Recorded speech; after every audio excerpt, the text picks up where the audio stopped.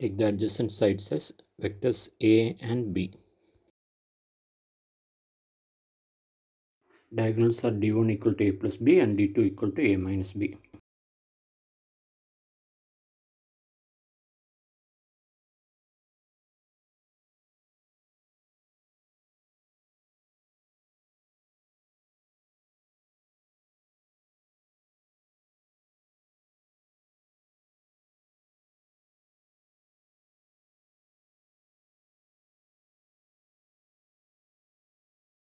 We can use this method to find A cross B.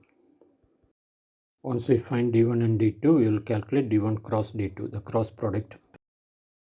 Substitute the components of d1 and d2 into the determinant and expand it. Take common factor.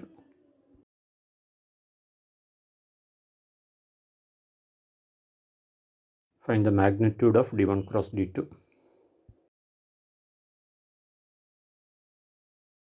Area of the parallelogram is given by half modulus of d1 cross d2.